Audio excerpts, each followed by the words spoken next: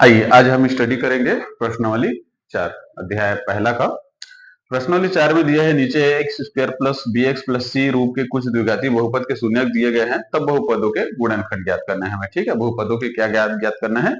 गुणनखंड। तब सबसे पहले ले लेते हैं, दिया है शून्यक 3 और 4 दिया है, x इक्वल 3 व x इक्वल 4।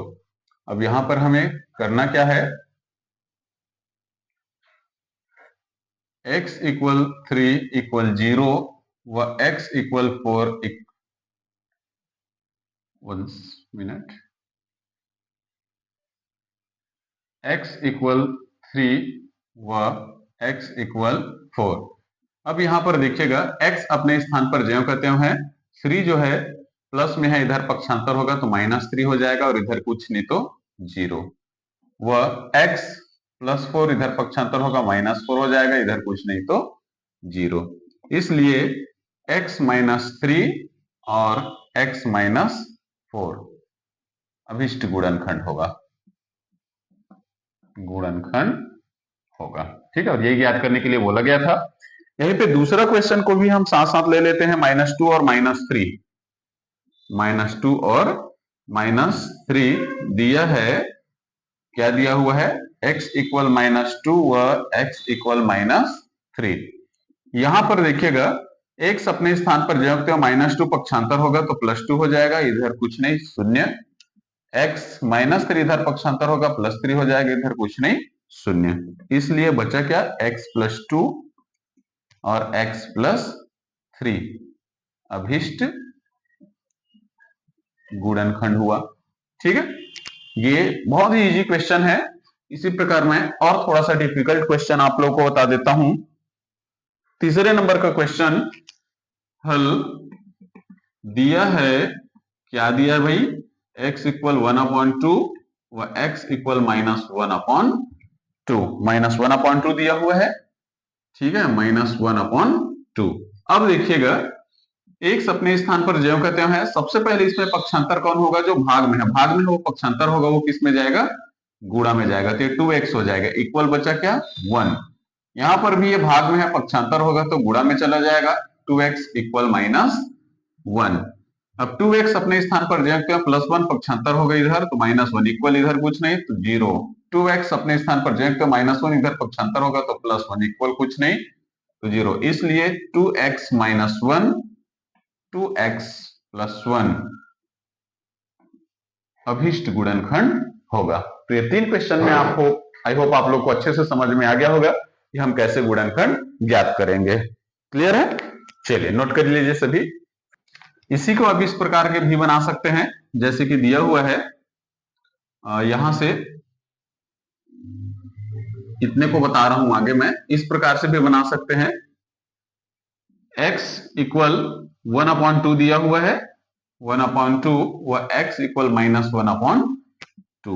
फिर क्या करेंगे? x अपने स्थान पर ज्यों कहते हो 1/2 प्लस में पक्षांतर होगा तो -1/2 इक्वल 0।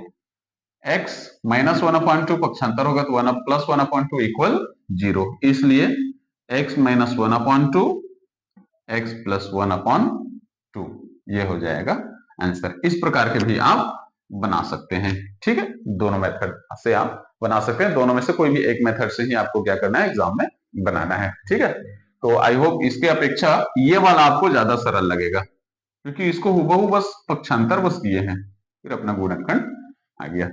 ठीक है, चलिए नोट करिए। चलिए भाई दूसरे क्वेश्चन की ओर आगे बढ़ते हैं हम इस प्रश्नावली से। प्रश्नावली 4 स्टडी कर रहे हैं। ये अध्याय 1 बहुपद का आखिरी प्रश्नावली है और आखिरी प्रश्नावली का ये आखिरी क्वेश्चन हम हल कर रहे हैं। उसके बाद अगले क्लास में हम दूसरे अध्याय में चले जाएंगे। ठीक है, तो पहला क्वेश्चन दिया हुआ है बुक्स में, देखिएगा पहला question, x square plus 10x x square plus 10x plus 24 बहुपद x square plus 10x plus 24। सबसे पहले हम इसकी तुलना करेंगे कि तुलना ax square plus bx plus c से करने पर। तो यहां ए का मान क्या हो जाएगा, कुछ नहीं है तो 1, बी का मान 10, सी का मान 24।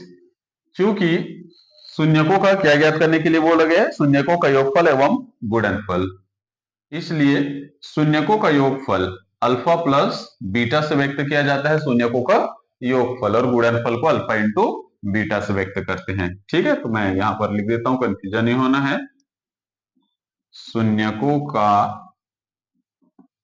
योगफल, शून्यकों का योगफल alpha plus beta equal minus b upon ए, इसलिए शून्यकों का योगफल अल्फा प्लस बीटा तो माइनस बी, तो बी का वैल्यू क्या है 10, लेकिन सामने फार्मूला माइनस लगा है इसलिए माइनस 10 हो जाएगा। ए का वैल्यू 1 दिया है, तो 1 से हम 10 को भाग देते हैं तो माइनस 10 ही आंसर आएगा। यहाँ पर आंसर आप लिखेगा, क्योंकि शून्यकों का गुणनफल भी हमें निकालना है, तो शून्यकों का गुणनफल, शून्यकों का गुणनफल अल्फा इंटू बीटा, इसका फार्मूला होता है सी अपॉन ए, इसलिए शून्यकों का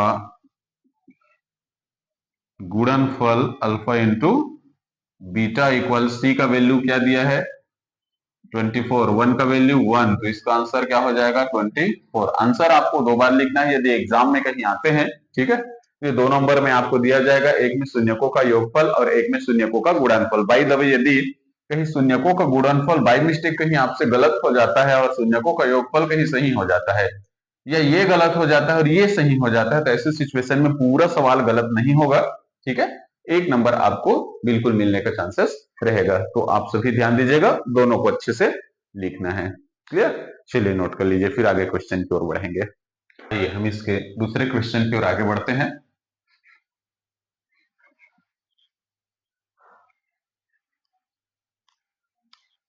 दूसरा क्वेश्चन क्या है इसका, 2x square minus 7x minus 9, 2x square 2x square minus 7x minus 9 दिया हुआ है। यहां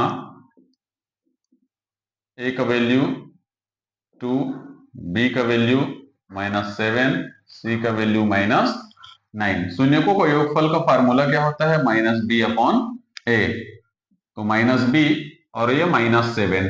ठीक है, तो माइनस ये फार्मूला सी है और माइनस 7 ये वाला माइनस है, अपॉन ए का वैल्यू क्या हो जाएगा 2 इक्वल माइनस 7 माइनस 7, जब ब्रैकेट से बाहर आएंगे तो माइनस माइनस प्लस 7 अपॉन 2 हो जाएगा। सेम उसी प्रकार दूसरा शून्यकों का गुणनफल लीजिएगा, इसका फार्मूला सी अपॉन ए होता है।